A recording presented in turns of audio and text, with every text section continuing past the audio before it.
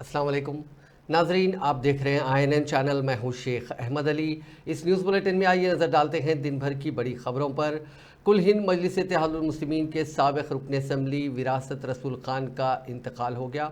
वो साबिक़ में हल्का असम्बली नामपल्ली से मजलिस की नुमाइंदगी किया करते थे। मरहूम साल 2009 के असम्बली इंतखाबात में नामपल्ली हल्के से मजलिस के टिकट पर मुंतखब हुए थे। उन्होंने अपने सियासी करियर का आगाज़ मजलिस के कॉरपोरेटर के तौर पर किया था और उसके बाद असम्बली के लिए मुंतखब हुए। विरासत रसूल खान की नमाज जनाजा आज बाद नमाज मगरिब मस्जिद आलमगीर शांति नगर में अदा की गई। मरहूम साबिक़ रुकन असम्बली व माहिर तालीम शादान ग्रुप ऑफ इंस्टीट्यूशन के बानी वजारत रसूल खान मरहूम के छोटे भाई थे।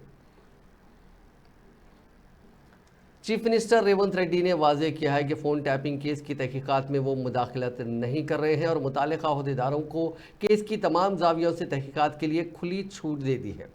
कौमी दारुल हुकूमत नई दिल्ली में मंगल को ज़राए इब्लाग के नुमाइंदों के साथ गैर रस्मी बातचीत करते हुए चीफ मिनिस्टर ने कहा कि लोकसभा इंतखाबात के सिलसिले में तेलंगाना में हनूज़ इंतखाबी ज़ाब्ते अखलाक नाफिज है। इस वजह से उन्होंने इस केस की तहकीकात के ताल्लुक से कोई जायज़ा इजलास मुनक़िद नहीं किया। मुताल्लिक़ा अहदेदार ही इस मामले की निगरानी कर रहे हैं। चीफ मिनिस्टर ने मजीद कहा कि वो मौजूदा हुकूमत में फ़ोन टैपिंग की हिम्मत अफजाई नहीं करेंगे और मुस्तक़बिल में भी इस किस्म की कोई चीज़ नहीं होगी। उन्होंने कहा कि हर मामले की CBI तहकीकात करवाने का मुतालबा करने वाले BRS कायदीन KTR और हरीश राव ने अब तक फ़ोन टैपिंग मामले की CBI तहकीकात का मुतालबा नहीं किया। उन्होंने कहा कि इख्तिदार की तब्दीली के बाद कई चीज़ें मुख्तलिफ महकमों से लापता पाई गईं। इसका पता लगाने और असल खातियों की तलाश के दौरान पुलिस को फ़ोन टैपिंग मामला हाथ लगा। उन्होंने कहा कि हार्ड डिस्क डेटा बैकअप कहाँ है, अहदेदारों को इसका पता होना चाहिए। डाटा है या नहीं, अगर है तो कहाँ गायब हो गया। ये तमाम हक़ाइक़ तहकीकात के बाद ही सामने आएंगे। इसके बाद रेवंत रेड्डी ने कांग्रेस क़ायद सोनिया गांधी से मुलाकात की और उन्हें 2 जून को हैदराबाद में तेलंगाना के क़याम के 10 साल मुकम्मिल होने पर मनाए जाने वाले जश्न में मदऊ किया। उन्होंने बादज़ा मीडिया से बात करते हुए कहा कि सोनिया गांधी ने उनकी दावत को कबूल किया है। मुझे सोनिया जी से मिलकर जून 2 is our state appointed day. Celebrations are going on. So I have invited Srimati Sonia Gandhi ji to attend that occasion on behalf of Telangana people. So in principle she has agreed to come Telangana to attend that occasion. Very auspicious day for Telangana people. That is why we have invited. Our cabinet has passed a resolution to invite Srimati Sonia Gandhi ji. I have conveyed my cabinet decision and Telangana people's request. And so PM is now targeting the Congress that over reservation issue, and even Pakistani leaders praising Congress leaders. How do you look at it, sir? And मैं एक बात साफ कहना चाहता हूँ, जब जब चुनाव आएंगे तब तक मोदी जी को पाकिस्तान याद आएंगे। भाई किसने गया पाकिस्तान प्राइम मिनिस्टर बर्थडे के लिए? कांग्रेस नेता लोग थोड़ी गया। मोदी जी को जब पसंद है पाकिस्तान जाएंगे, पाकिस्तान में प्रेसिडेंट वहाँ के नेता जन्मदिन में मिलेंगे या गला मिलेगा, नहीं तो पाकिस्तान से अच्छा रिश्ते के बारे में बोलेगा। और कभी उनको पसंद है तो उनके घर के बगल में मुसलमान भी थे, रमज़ान भी अच्छा वो लोग बनाए, ये सब सारे याद आएंगे। जब कांग्रेस पार्टी चुनाव में मोदी जी को जो सवाल उठाए, पिछले 2 चुनाव में जो वादा किया था जनता को, किसान का डबल इनकम, 15 लाख रुपए जनधन खाता में हर गरीब को डालने का और 2 करोड़ नौकरी हर साल डालने का, और हम लोग ये भी सवाल उठाए कि संविधान बदलने के लिए कोशिश कर रहा है और SC ST OBC आरक्षण हटाने के लिए जो भारतीय जनता पार्टी कोशिश कर रहा है, ये सब सारे हम लोग सवाल उठाए तो तब भारतीय जनता पार्टी को ये आधार है पाकिस्तान या मुसलमान। भाई राजनीति में आपका एजेंडा क्या है, इसके बारे में कहो। नहीं है तो 10 साल में आप लोग जो तरक्की किए इस देश में, आपके तरक्की के बारे में प्रोग्रेस रिपोर्ट दिखा दो देश जनता को। Sir, 6th phase of elections is over now. प्रधानमंत्री बने हैं, कांग्रेस पार्टी ने उन्हें हमेशा गालियां दी है। कांग्रेस पार्टी के पास अब एक ही मुद्दा है कि प्रधानमंत्री को गाली देकर अपने आप आगे रखना है। तो वो बात बार बार ये कहते हैं कि कांग्रेस पार्टी केवल प्रधानमंत्री को गाली देती है। नहीं, ये पिछले कम से कम 1981 से लेकर भारतीय जनता पार्टी शुरू हो गया, तब से गांधी परिवार को गाली देते देते भारतीय जनता पार्टी। तेलंगाना प्रदेश कांग्रेस कमेटी के सीनियर नायब सदर जी निरंजन ने मंगल को कहा कि टास्क फोर्स के साबिक deputy commissioner police Radha Krishna Rao ने अपने इकबाली रिपोर्ट में फोन टैपिंग केस के सिलसिले में सनसनीखेज इंकशाफ किया है कि साबिक चीफ मिनिस्टर केसीआर और साबिक वजीर हरीश राव की मां पर फोन टैप्स किए गए थे। निरंजन ने गांधी भवन में ज़राए अबलाग के नुमाइंदों के साथ बात करते हुए कहा कि राधा कृष्ण राव को ये मालूम था कि वो गैर कानूनी काम कर रहे हैं, इसके बावजूद उन्होंने केसीआर और हरीश राव की हिदायत पर फोन टैप करवाए। रेवंत रेड्डी, उनके अफराद खानदान, बीजेपी के चंद कायदीन और कांग्रेस के कायदीन के भी फोन टैप किए गए। उन्होंने कहा कि अपोजिशन कायदीन पर नजर रखने के लिए दिल्ली से जासूसी कैमरे मंगवाए गए, जिसके लिए चार्टेड तैयारों का इंतजाम किया गया था। निरंजन ने कहा कि इन वाकयात से साबित होता है कि बीआरएस और बीजेपी ने किस तरह पुलिस और इंटेलिजेंस एजेंसियों का गलत इस्तेमाल किया है। उन्होंने मुतालबा किया कि इन सभी के खिलाफ कार्रवाई होनी चाहिए।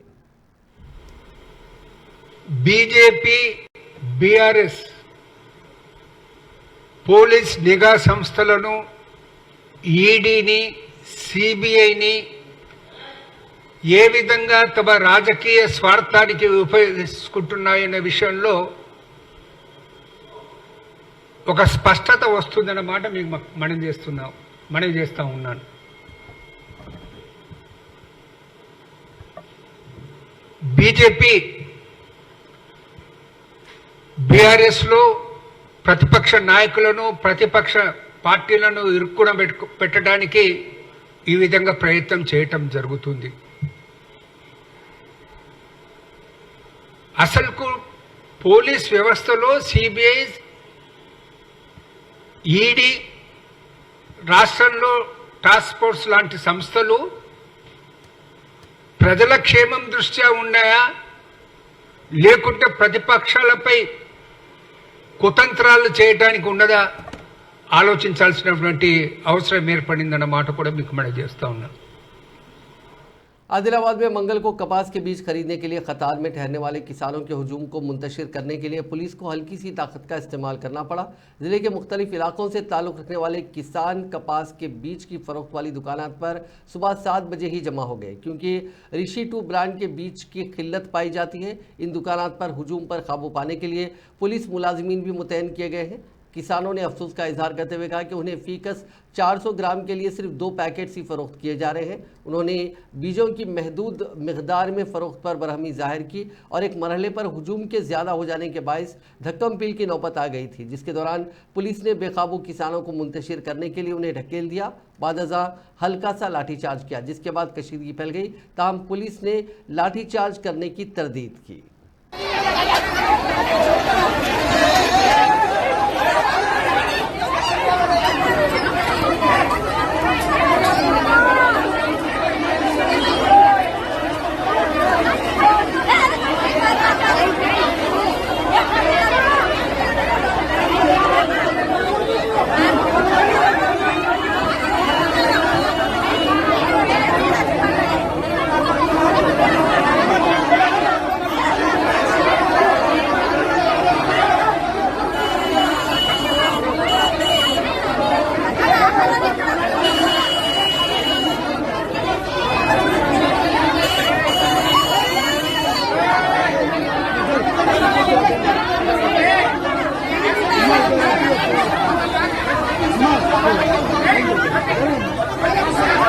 बीआरएस के कारगुजार सदर केटी रामाराव ने आदिलाबाद में उन किसानों पर लाठीचार्ज की सख्त मजम्मत की है जो बीज के लिए कतार में ठहरे हुए थे। उन्होंने इस मामले को किसानों पर हुकूमत के हमले से ताबीर किया। उन्होंने इंतबाह दिया कि अगर इस किस्म के वाक़यात का आदा होता है तो बीआरएस रियासत गिर एहतजाज का आगाज़ कर देगी और रियासती हुकूमत के खिलाफ किसानों के एहतजाज की क़यादत करेगी।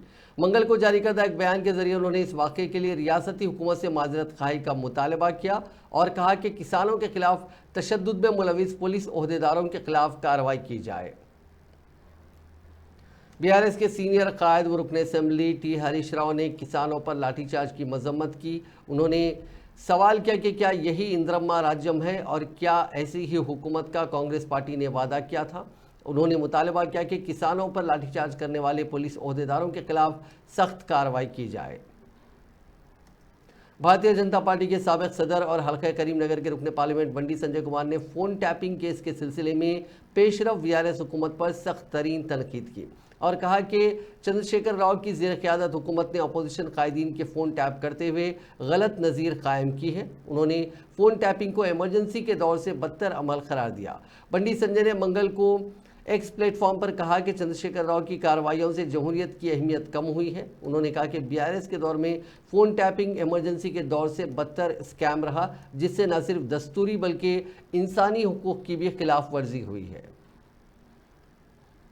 तेलंगाना बीजेपी के सरकारी तर्जुमान एनवीएस सुभाष ने मंगल को कहा कि फ़ोन टैपिंग केस में साबिक deputy commissioner police Radha Kishan Rao के इतराफ़ के बाद हमारी पार्टी के ये इल्ज़ाम साबित हो गए हैं कि इस मामले में साबिक चीफ मिनिस्टर और सदर बीआरएस चंद्रशेखर राव का जहन ही कार फरमा है और साबिक रुकने असेंबली तांडूर पायलट रोहित रेड्डी से मुतालिक बीआरएस के अरकान असेंबली की खरीदी के केस के भी वो डायरेक्टर हैं। मंगल को जारी करदा एक बयान के जरिए सुभाष ने कहा कि साबिक चीफ मिनिस्टर केसीआर ने इस केस में बीआरएस के सीनियर कायदीन को मुलविस करते हुए बीजेपी का इमेज खराब करने की साजिश रची थी। अब साबिक डिप्टी कमिश्नर पुलिस के इंकशाफ के बाद पूरा मामला वाज़ेह हो गया है, जिसमें उन्होंने कहा कि केसीआर ने दिल्ली शराब स्कैम केस से अपनी दुख्तर और रुकने काउंसिल कविता को बाहर निकालने के लिए बीजेपी के साथ समझौता किया था।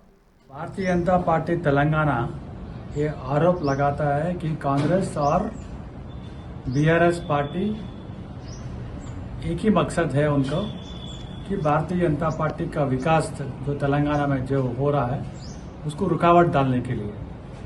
हम ये पूछते हैं कि जो फोन टैपिंग केस जो हुआ था पिछले बीआरएस सरकार में, केसीआर और उनके गैंग और उनके जो मंत्रिमंडल के मुख्य नेता है और जो पुलिस है जो फोन टैपिंग केसेस में किया है, उसमें भारतीय जनता पार्टी का वरिष्ठ नेता श्री बीएल संतोष जी के ऊपर भी ये एमएलए पोचिंग केस का जो फ्रेम किया है, आज वही जो पुलिस जो उनको जो मदद किया है केसीआर और उनका गैंग को, आज एक कन्फेशन एक जो बयान दिया है कि केसीआर को मनाने के लिए, केसीआर के हुक्म का पालन के लिए भारतीय जनता पार्टी का कार्यकर्ता नेता और सभी के ऊपर फोन टैपिंग केसेस जो लगाए हैं, उसमें श्री बीएल संतोष जी को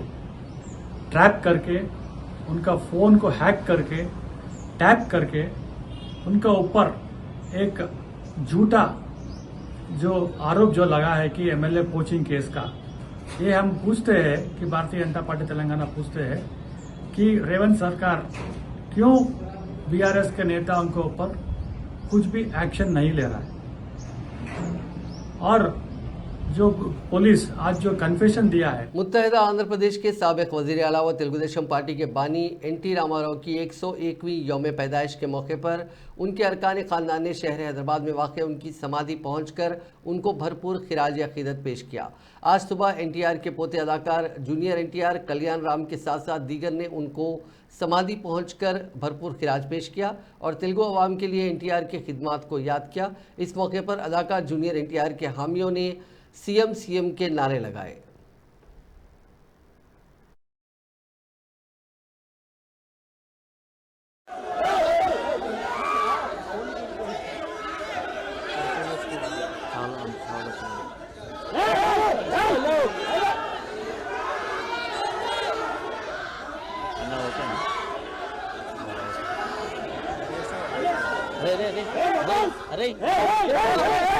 अरे अभी फोन लेके लिए इंजेक्शन डबल पे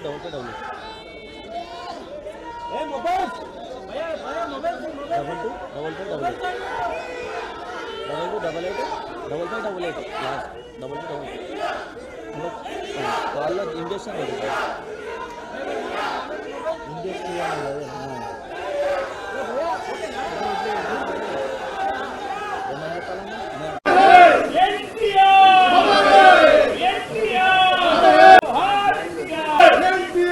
మరి ఇక్కడ అందరూ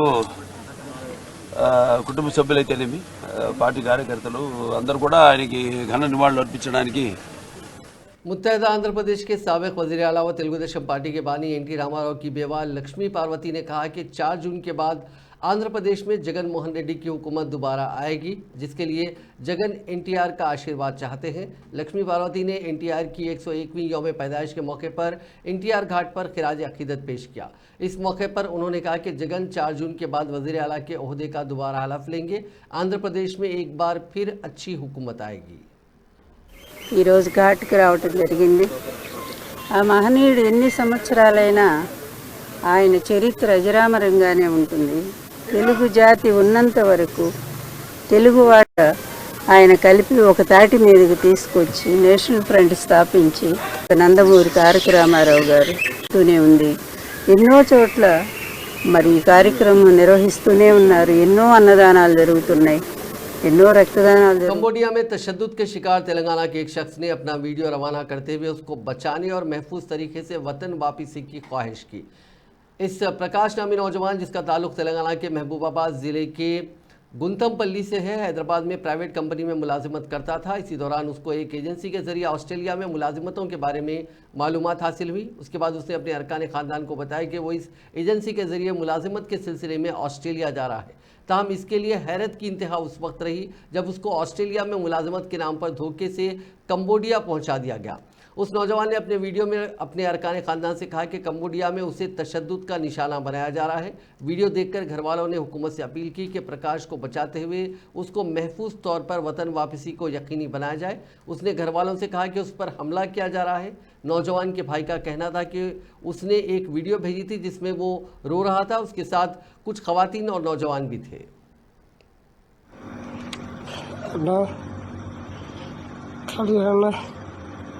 నేను మర్చిపోయినాకో మా చెల్లె చెప్పకన్నా మా చెల్లె చచ్చిపోతుంది. ఇక ఈ విషయాలలో చేపడి ఉరికొచ్చినా మేము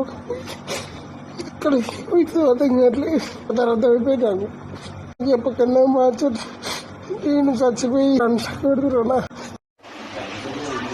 అట్లానండి. मुश्किल में फंसे शहरियों की फौरी मदद के लिए महकमे पुलिस की जानिब से डायल 100 की सहूलत फराहम की गई है। किसी भी तरह की नागहानी सूरत हाल पैदा होने या परेशान कुन सूरत हाल से दो चार होने पर या हादसे की सूरत में इस फ़ोन नंबर पर कॉल किया जा सकता है। लेकिन हैरत की बात यह है कि बाज़ लोग डायल 100 का गलत इस्तेमाल कर रहे हैं। एक शख्स ने तो हद कर दी, घर में कुत्ता घुस जाने पर उसने 100 पर फ़ोन कर दिया। इतला मिलते ही पुलिस उसके घर पहुंची। उन्हें नहीं मालूम था कि वहां क्या हुआ। जब उन्होंने जाकर वहां देखा तो शिकायत कुनिंदा ने बताया कि उसके घर में कुत्ता घुस गया है, जिस पर मुलाजिमीन काफ़ी हैरतज़दा रह गए। उन्होंने उससे पूछा कि क्या घर में कुत्ता घुसने पर भी पुलिस को कॉल किया जाता है। मुलाजिमी ने पुलिस से कहा कि उन्हें चाहिए था कि वो गेट को बंद करके रखते ताकि घर में कुत्ता दाखिल नहीं होता। इस तरह की हरकत पर फ़ोन करने वाले शख्स को वार्निंग दी गई। ये वाक़या कहीं और का नहीं बल्कि हैदराबाद का है, जिसका वीडियो सोशल मीडिया पर तेज़ी के साथ वायरल हो रहा है। సార్ ఏం జరిగింది చెప్పండి ఒకసారి గట్టిగా చెప్పండి ఏం జరిగింది చెప్పండి మీరు అన్ని డేలు ఎందుకు చేశారు ఇట్లానే ఉన్నాం సార్. అది ఎక్కడికో ఏంటిది వచ్చింది కుక్కకి సార్ ఏడికి వచ్చింది ఇట్లా కచ్చి లోపల తెల్ల చెదలు చేసింది. అది బయటకు పోతుంటుంది మమ్మల్ని అప్పాన్ని నిలిపిస్తుంది. కుక్కను బాధ్యత ఇప్పుడు కుక్కను మీ ఇంట్లోకి వచ్చినందుకు మమ్మల్ని ఏం చేయమంటున్నారు మనకు అందరికి సాయం చేసే వాళ్ళు ఎవరంటే పోలీసు వాళ్ళు కదా, అందుకోసం దీంతో సాయం జరుగుతుంది. అంటే మీ కుక్కలను మేము వెళ్ళగొట్టాలంటూ సార్ ఏమన్నా ఆస్కారం ఉందా? ఇప్పుడు దానికి తాళం వేసి ఇప్పుడు గేటు తాళం వేసుకోవాలి. మీ ఇంటికి తాళం వేసుకునే బాధ్యత మీది కదా. ఇప్పుడు దానికి అన్ని డేలు ఎట్లా చేస్తారు చెప్పండి। मिजोरम की राजधानी आइजोल के बाहरी इलाके में मूसलाधार बारिश के सबब पत्थर की एक कहान मुनहदिम हो गई। इस हादसे में अब तक 12 लोगों की जान चली गई है और कुछ लोगों के अभी भी उसके मलबे में फंसे होने का शक है। पुलिस एहलकार राहत व बचाव कार्य के अमल में मसरूफ़ है। ज़ोरदार बारिश के सबब नदियों का आबी सतह बढ़ चुका है और नदी किनारे मुकीम लोगों को अपने घरों से निकलकर महफूज मकामात पर पनाह लेनी पड़ रही है। मौजूदा हालात को देखते हुए वज़ीर आला लाडलो हुमा ने एक इजलास तलब किया है। खान मुनहदिम होने का वाक़या सुबह 6 बजे पेश आया था।